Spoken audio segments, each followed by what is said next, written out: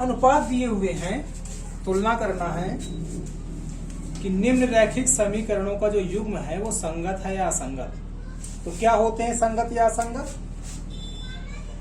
तो जिन समीकरणों का, जैसे ये है, ये युग्म है समीकरणों का, समीकरणों का क्या है, ये युग्म है, दो का जोड़ा है। तो यदि इन समीकरणों के जो युग्म है ये यदि प्रतिच्छेद करते हैं तो इसमें कितने हल आते हैं? एक ही हल निकलता है।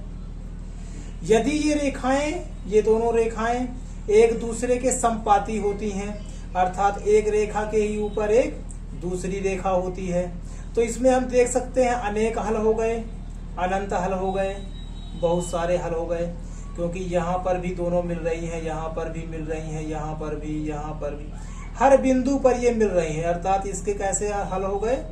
अनेक हल हो गए। तो ये भी क्या है? आपकी संपाती है, संगत है। ये भी संगत है और ये भी संगत है। ये युग्म भी संगत कहलाएगा और ये युग्म भी संगत कहलाएगा। किंतु यदि रेखाएं समांतर हैं, अब समांतर हैं तो कहीं पर भी ये प्रतिच्छेद करेंगे ही नहीं, कहीं पर ये मिलेंगे ही नहीं, और यदि मिल नहीं रही हैं तो इन रेखाओं का युग्म क्या कहलाएगा? असंगत कहलाएगा। यही होती है इसकी मेन परिभाषा। तो ऐसे समझिए या फिर ऐसे समझ लीजिए आप कि जैसे हमने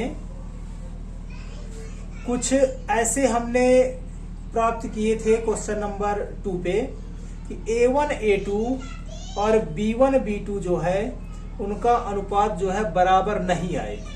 बराबर यदि नहीं आता है तो ये रेखाएं कैसी होती हैं? तो ये रेखाएं होती हैं प्रतिच्छेदी, और प्रतिच्छेदी हैं तो ये संगत भी हैं।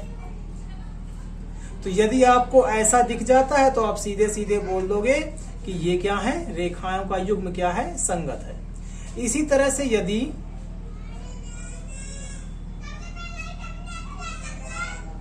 कुछ इस तरह का आता है तो आपकी रेखाएं कैसी होती थी? संपाती, और संपाती हैं तो अनेक हल हैं, और अनेक हल हैं ऐसे में क्या होगा? आपके अनेक हल होंगे, और अनेक हल हैं तो भी हम बोलेंगे कि ये क्या है? संगत है। इसमें कितना हल आता है? एक हल। देख सकते हो एक ही बिंदु पर मिल रही हैं तो एक हल, अनेक बिंदु पर मिल रही हैं तो अनेक हल।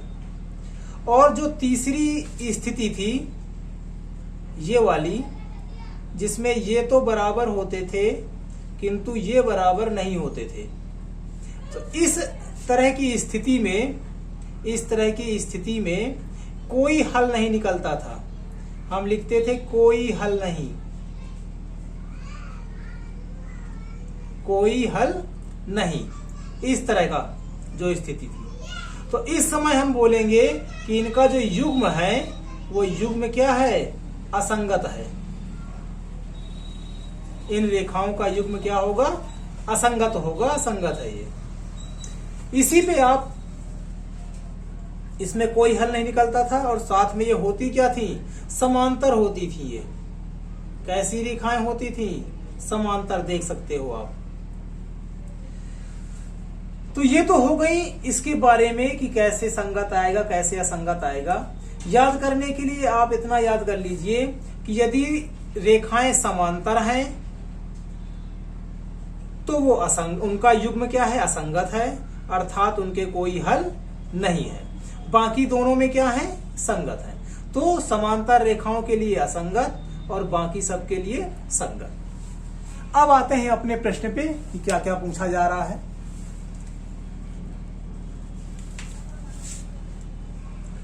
तो पहले प्रश्न से शुरू करेंगे इसको। तो पहले प्रश्न के लिए यदि हम A1 और A2 का अनुपात निकालें तो आपको पता है A1 A2 क्या है? तो A1 A2 है x का गुणांक। तो पहली रेखा का जो समीकरण है उसमें x का गुणांक, दूसरी रेखा का जो समीकरण है उसमें x का गुणांक, ये A1 A2 होता है। इसी तरह से B1 B2 क्या होता है?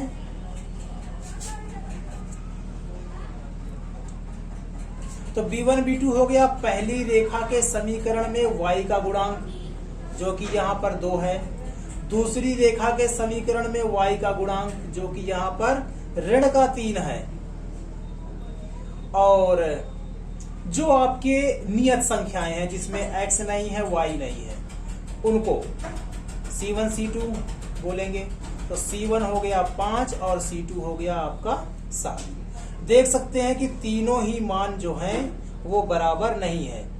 ये 3 है, ये 2 है, ये 5 है, 2 3 7 भिन्न भिन्न है। अर्थात हम लिख सकते हैं कि चूंकि a1 a2 का अनुपात b1 b2 के अनुपात और c1 c2 के अनुपात तीनों ही क्या है, बराबर नहीं है। तो इसको तो देखो या ना देखो, क्योंकि कंडीशन आपके ये बराबर नहीं है, तो इसको देखें या फिर ना देखें कोई मैटर नहीं करता है। तो ये ऐसा आ गया अर्थात ऐसा आ गया और ऐसा आ गया, तो क्या है, प्रतिच्छेदी है। प्रतिच्छेदी है तो एक हल है, और एक हल है तो ये क्या हो जाएंगी, ये युग्म आपका संगत हो जाएगा। ये रेखीय युग्म आपका क्या हो जाएगा, संगत। दूसरे प्रश्न की बात करें हम, तो a1 बटे a2 कितना हो जाएगा, x का गुणांक 2, x का गुणांक 4। यदि कटते हैं तो उनको काट देना है, इसमें कोई भी संख्या आपकी कट नहीं रही थी। b1 b2 प्राप्त करते हैं तो b1 b2 आएगा आपका ऋण का 3 ऋण का 6, और c1 c2 कितना आएगा आपका 8 बटे 9। ये कट सकते हैं, इनको काट देना है तो 1/2। हमेशा ध्यान रखना है कि चिन्ह जरूर लेना है, चिन्ह जरूर लेना है, चिन्ह जरूर लेना है, ठीक है। तो देख सकते हैं कि ये दोनों संख्या, ये दोनों मान तो बराबर है, किंतु ये मान बराबर नहीं है। अर्थात a1 b1 वाला जो है बराबर है, अर्थात ये वाली स्थिति है। तो हम लिखेंगे कि चूंकि a1 a2 का अनुपात b1 b2 के अनुपात के क्या है, बराबर, किंतु c1 c2 के अनुपात के बराबर नहीं है। अगर ऐसी स्थिति है तो कोई हल नहीं होगा, और युग्म कैसा होगा आपका, असंगत होगा। रेखाएं कैसी होंगी, तो समांतर होंगी। प्रश्न नंबर 3 पर बढ़ते हैं। उसके पहले एक बात और कर लेते हैं, क्या है, प्रश्न नंबर 3 पर बढ़ने के लिए देखिए, इसमें देख सकते हैं कि बराबर के इस तरफ ही नियत संख्याएं हैं, बराबर के इस तरफ भी हैं, बराबर हो सकता है किसी जो आपका प्रश्न है, ये प्रश्न कुछ ऐसे होता,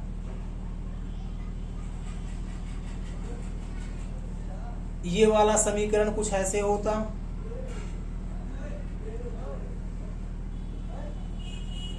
ठीक।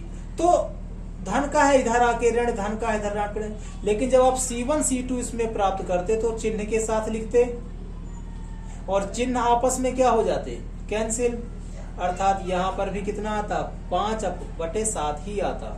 और क्वेश्चन में भी आपने देखा था, जब अटेम्प्ट किया था उसमें भी 5/7 ही आया था। तो ये संख्याएं बराबर के इधर हैं या बराबर के इधर हैं, वो कोई मैटर नहीं है आपका, आपको बस चिन्ह के साथ लेना है। ध्यान इतना देना है कि या तो दोनों ये नियत संख्याएं बराबर के इधर हों या तो बराबर के उधर हों। जैसा कि इसमें दिखाया गया है कि दोनों ही बराबर के कहाँ है, दाहिने तरफ हैं। इसमें बराबर के कहाँ है, बाईं ओर हैं। तो ऐसा ही होना चाहिए, या तो बाईं ओर या तो दाईं ओर।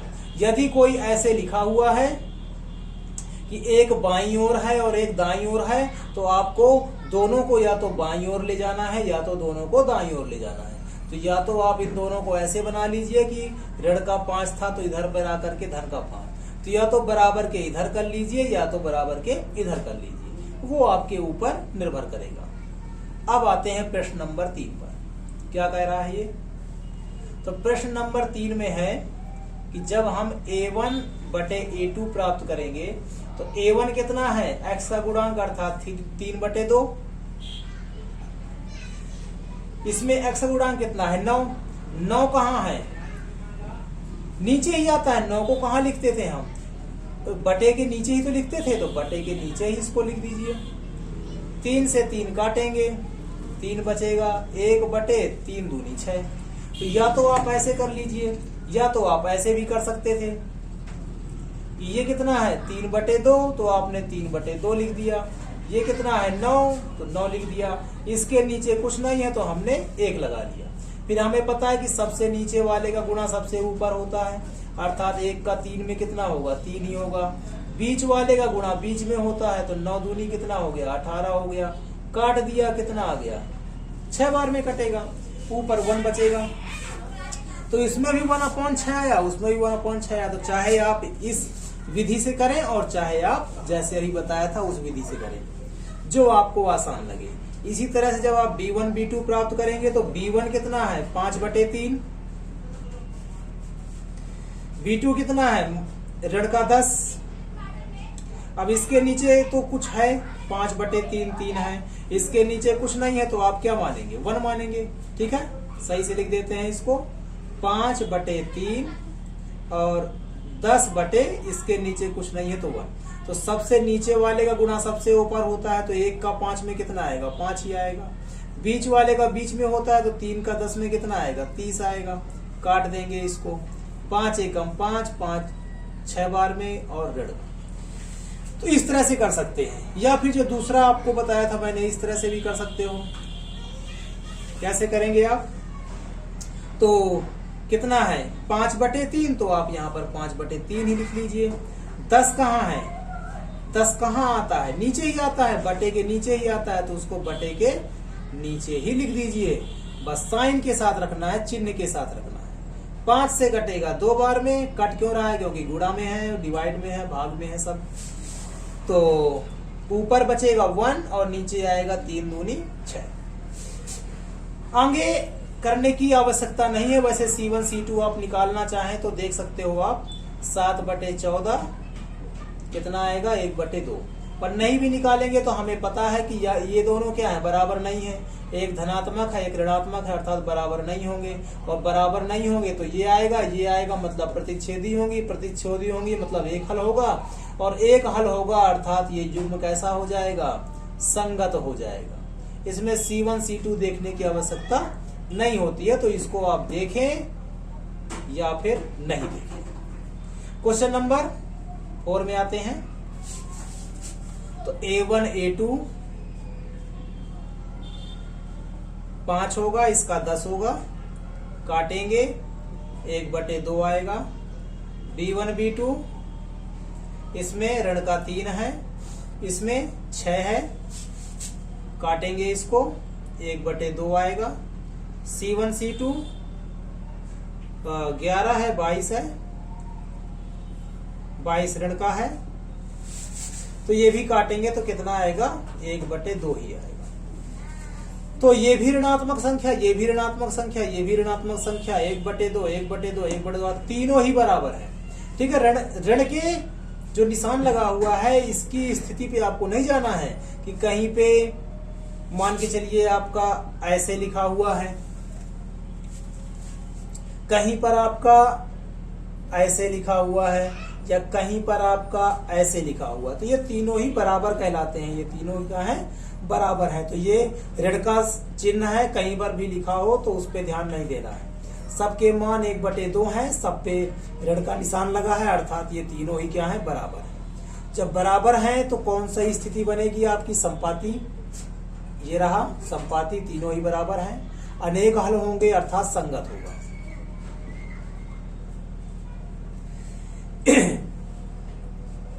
पांचवें पे आते हैं।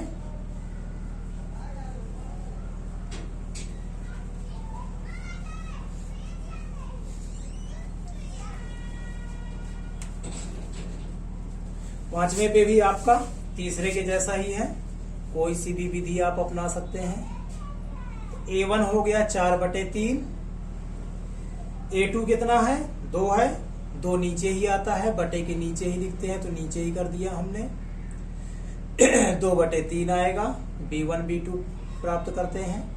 B1 B2 ये है 2 और ये है 3, सीधे सीधे आ गया, कुछ करने की आवश्यकता नहीं है। C1 C2 8 और 12 है, अर्थात 8/12। 4 की टेबल में 4 की टेबल में 2 बार में 3 बार में, तीनों ही संख्याएं क्या हैं बराबर और यदि तीनों बराबर हैं तो आप लिखेंगे कि A1 A2 B1 B2 और C1 C2 तीनों ही क्या हैं, बराबर बराबर हैं। तो ये रेखाएं कैसी हैं, समपाती रेखाएं हैं।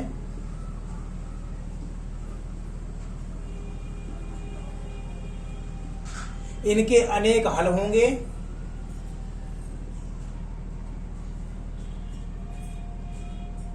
अतः अनेक हल हैं। इसलिए जो है तो ये रेखाओं का जो युग्म होगा वो युग्म कैसा होगा,